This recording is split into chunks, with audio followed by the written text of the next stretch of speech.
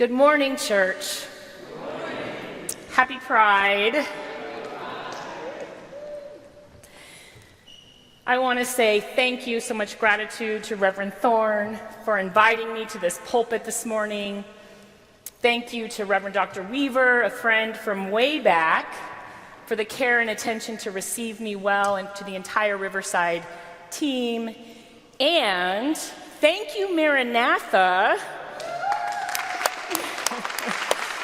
for inviting me to breakfast. I walked in that room this morning and I remembered what it felt like to be a queer person living in New York City, and it felt sacred. Thank you.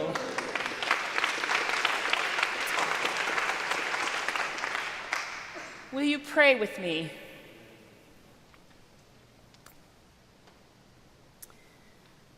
Breath of life, move in, with, through, and among us in life-giving ways we cannot begin to imagine, but so desperately need and assuredly deserve.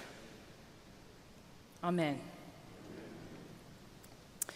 Friends, this is a true story. My colleague glanced at his phone, he panicked, he whispered to me, "I'll be right back." And then he left the library reading room where we were gathered with more than 100 students of color. The university president left too, and when he came back, he held up his hand and said, "I'm sorry, but I have to interrupt. We're not sure what's going on, but I need to tell you, phones are ringing simultaneously all over campus right now, and someone on the other end, we don't know who, it's a recording, says some of the most vile, racist things I've ever heard. Don't touch your phones, and I need you all to stay in the room." And then he told us that campus security and the local police were on their way. I was the director of the Crew Scholars Program at Drake University. This is a program built on a reparative justice model to redress the impact of racism on Black and Latinx students at our predominantly white institution. But when I'd left home earlier that night, it would have never occurred to me I'd later find myself with my arms tightly crossed over my Black Lives Matter t-shirt, dizzy because fear was pumping adrenaline and cortisol into my body, now planted in a doorway, planted as if I could actually stop someone from barging in if they wanted to, especially if they had a gun. But here we were. Like so many other campuses, we discovered the swastika scratched in the elevator door, the notes on a Latina student's door that said, "Make a wall." But nothing had prepared me to walk with students through those 21 terrible days in November of 2018. It had started when someone slipped a note under a Black student's door. It would be the first of 7 notes. The note was racist and violent, and you needed an ID to get in our residence halls, so we knew whoever did it was in the community. Each day that passed without anyone being caught found students of color more terrified. Nowhere felt safe, and so Black students had started organizing. They wanted public solidarity, and they wanted it in the form of #PaintItBlack. So I need to explain. Each spring at Drake, students paint 54 squares on the street in front of our library. It's called Painted Street, and it's a tapestry of color and creativity. We recreated it every year to showcase who we are as a community. Painted Street is actually kind of part of Drake's brand. It even has its own Instagram account. And so, since racism impacts us daily, Black students said, solidarity has to be as daily. Since racism costs us, solidarity has to cost you something too. We need to paint over those colorful squares and make the whole street black so no one can look away from what we're experiencing. Paint it black in protest. Paint it black, they said, to celebrate blackness. As you might guess, the administration wasn't thrilled about this plan, but the organizing was brilliant, and so that's how we'd all ended up in the library that night. We were there so black students could express their outrage and present their demands to the administration. That was the plan anyway. The meeting was barely underway when the phone started to ring. So now, we were totally disrupted. Someone had upped the ante. Who are they? And how did they know we were here? And a much more breathless thought, are they going to come in the room? The room got chaotic and students started to shriek and sob. I heard an occasional moan. Why is this happening? This, you might be wondering, this is the story that nudged and nudged me as I was preparing a sermon for Pride? I hope you'll hear me out. Because it started with the sin language in 1 John 3, 1 through 7. Did you hear how many times the word sin was in that text? I was worried about that on Pride Sunday. Don't get me wrong, I do believe in sin. I've been human long enough, and I know enough other humans to know sin is real. But sin is at the center of all the clobber stuff used against LGBTQ plus peoples. You know that. So, when Reverend Dr. Weaver told me what the narrative lectionary text was, I thought, I'm going to pick something else. Guest preacher prerogative, we get to do what we want. But I'm also one of those Christians who believes it's sacred to wrestle with a text. Like, if we think that a divine word, if we believe that, and I do, can come through languages most of us don't read, from a time few of us really understand, I think we should assume the text can handle it when we wrestle. Maybe we should even open ourselves to the possibility a deeper truth will emerge if we do. And so I sat with it, and I wrestled with it a little bit. I lived with it, and eventually I thought, all right, 1 John it is.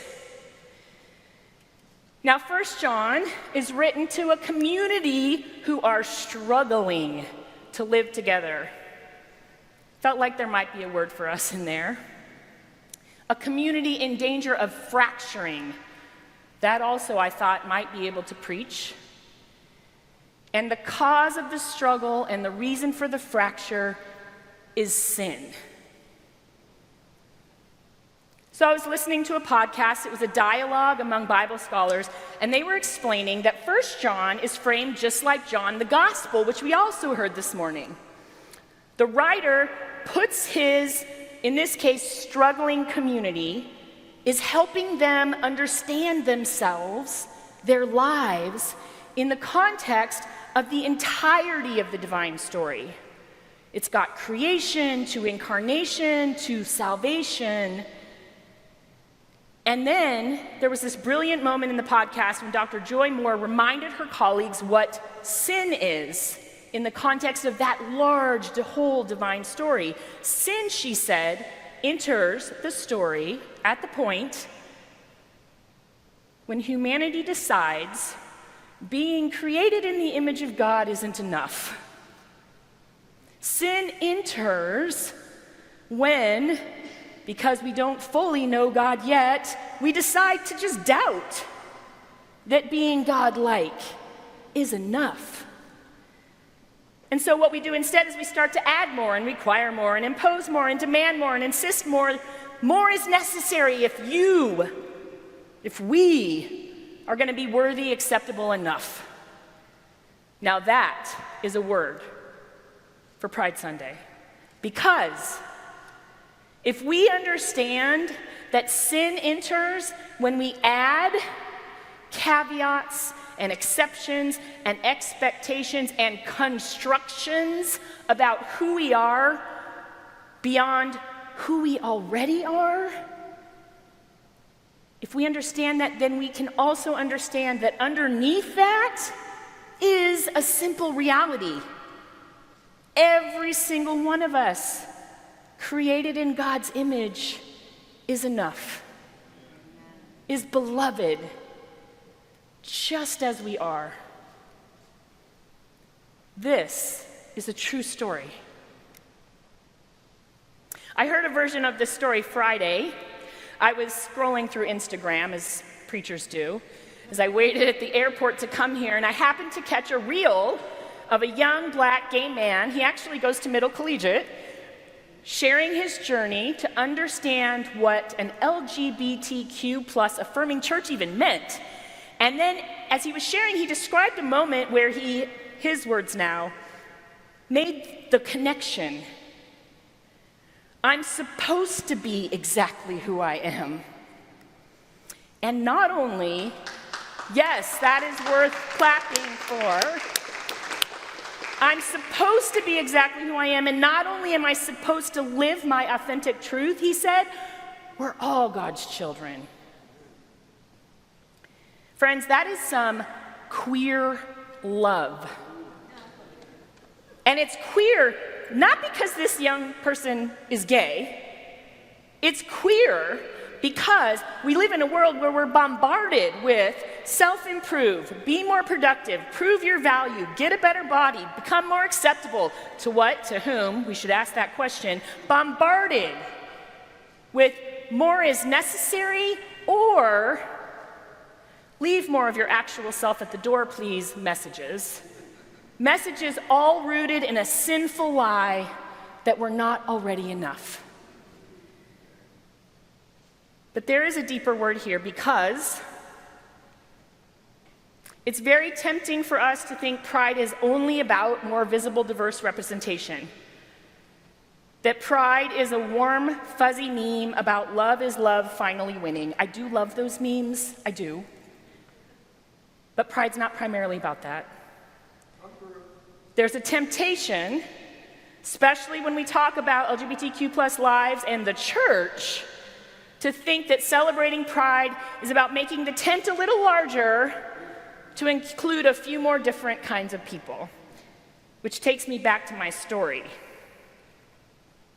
I was very afraid in the library that night. We all were. Even before those phones all began to ring, we were scared, and after, those were very difficult and frightening days. And that's the wrong verb tense, isn't it? These are very difficult and frightening days. And what was going on back on my campus was not a failure to include black folks. This sin thing isn't always an equal opportunity lie imposed on us individually. What was going on back on my campus was weaponized sin. A lie about what makes one a human being, and it was being mobilized to terrorize black people on our campus. And this, my beloveds, this is happening all around us right now. I promise you I'm not going to say anything about Thursday night. Lies imposed over against the truth that we are all created in the image of the divine can be, have been, are being mobilized and weaponized in our collective life, in our civic life, in the form of borders, bans, and binaries, and categories, and clothing types, and control, and heteronormativity, and homogeneity, and gender conformity, and genocidal politics. We are living in social and political conditions in which the dignity and humanity, especially of those who are not white, not straight, not cis, not Christian, not of means, not female, not housed, not physically able, not citizens, is being rendered as up for debate.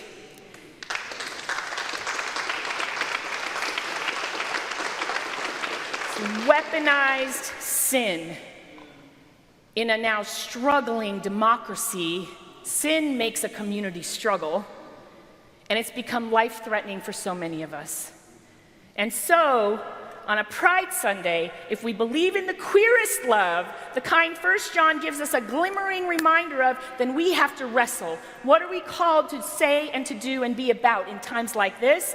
And I think a good place to start is with the reminder that pride is a rebellion and not a parade or a party, although those are fun and I like those too. I noted at Maranatha this morning, and it speaks to the 1978 origins of your group, I only heard the word march. I noted that. You said, we're going to march today. This is a true story. Stonewall was an uprising. The largest, longest, and most pivotal uprising, but only one of many, that had come before, when queers, specifically people who were black and brown, drag queens and trans and gender nonconforming and working class and poor, rose up because, like Audre Lorde describes, they lived into their strength, they mobilized their power because they were fiercely rooted in their vision of liberation and freedom, of their enoughness, so much so they said, enough.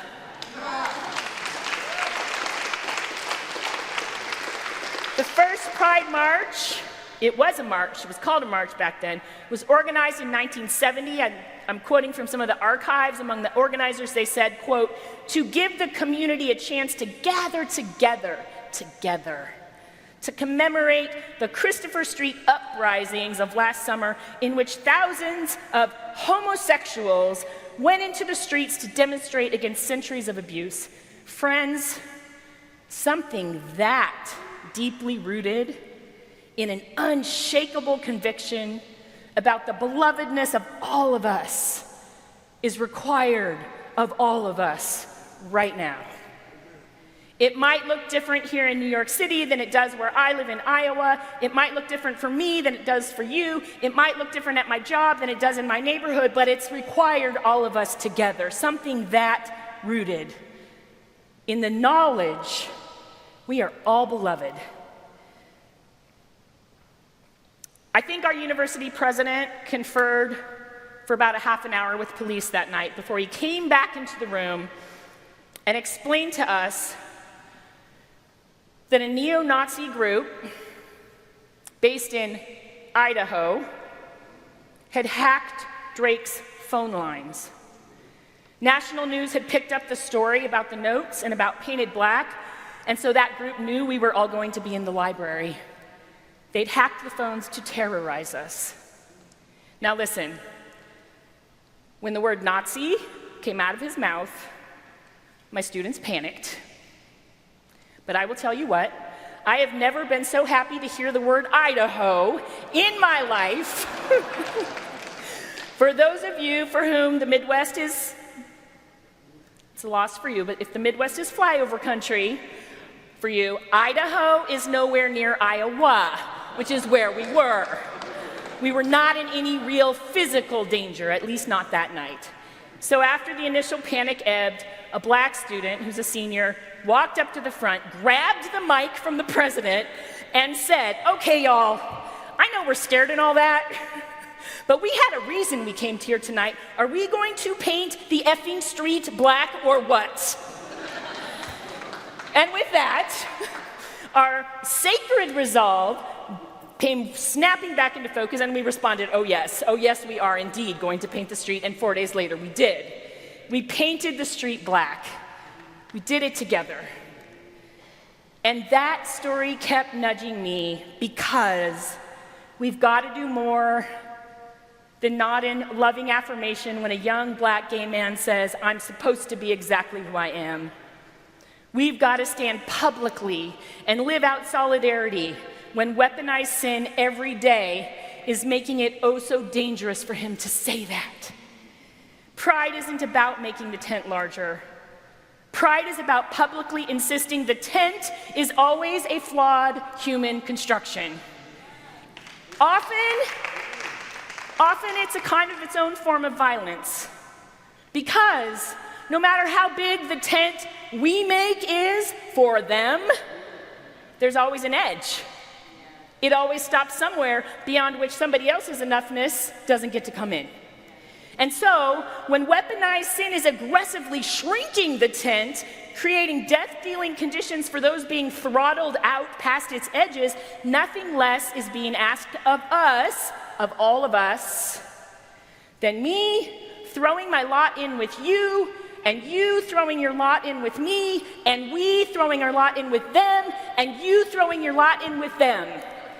Pride is about the specific visibility and celebration of the gorgeous and the ugly and the different and the queer as all get out beautiful humans who understand ourselves as part of the LGBTQ plus world.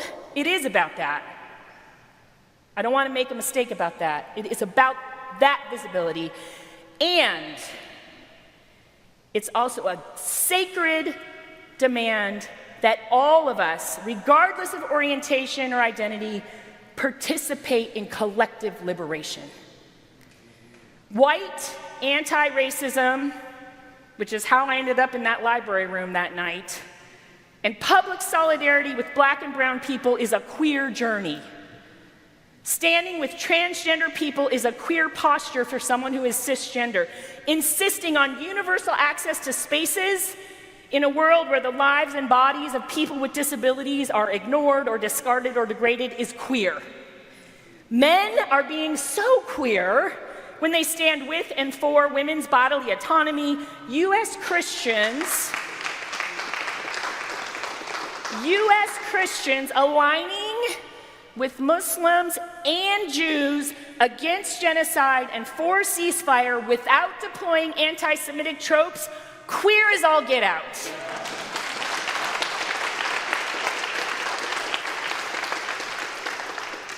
And friends, all of those things are held in the entirety of God's story. Because it's a story of creation being declared in and of itself good, and incarnation through which we know God is with us in all of it, in our suffering, in our embodied beautiful flesh, which is good, and salvation, which is another way of saying the already and not yet of liberation and wholeness. So what are we called to be about in these difficult days, friends? We all need to get very, very queer. Very queer. Last thing, maybe the most important thing, and Reverend Thorne said it this morning at Maranatha, and I was like, oh, that's right. I read this week, also on Instagram. I'm embarrassed about all this Instagram. A reminder from Whitney Elise, who said, joy is a major part of liberation.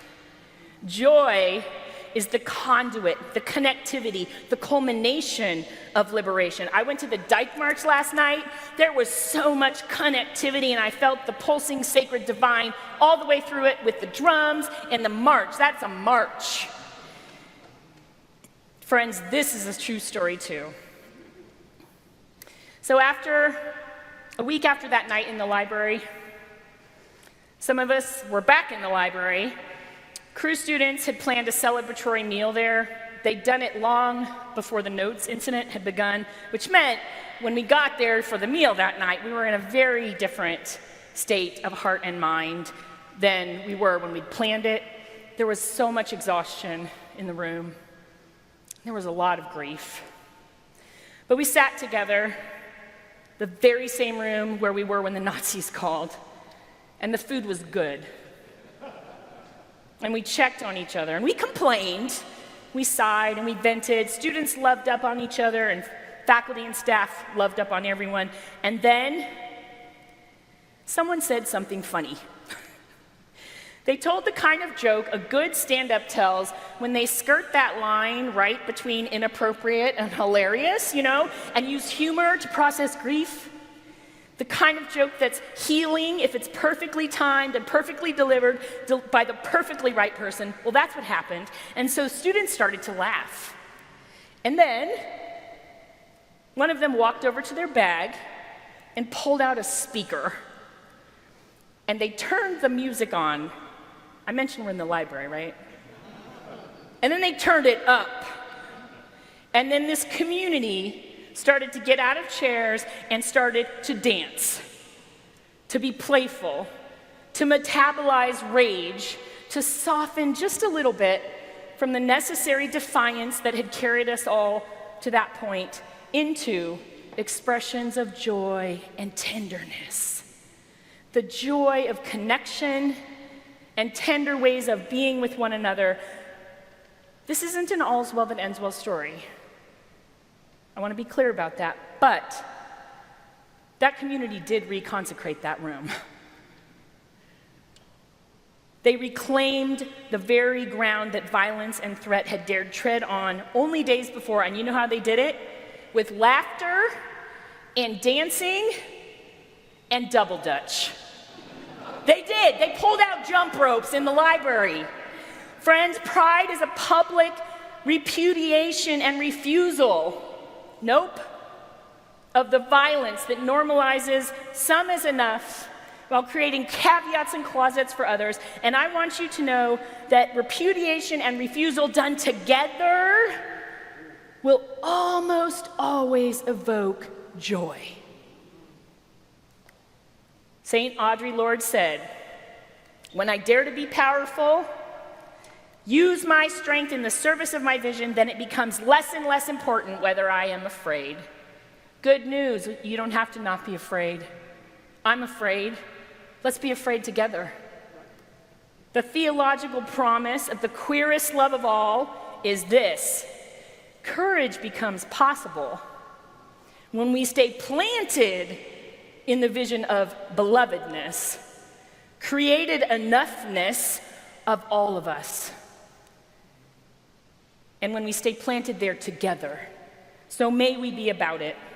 And my prayer is that as we already are, despite the very hard of right now, we will on occasion and even frequently find our collective lives breaking out in dancing and double dutch. Because the joy of proclaiming the fullness of us all is so very great. Amen.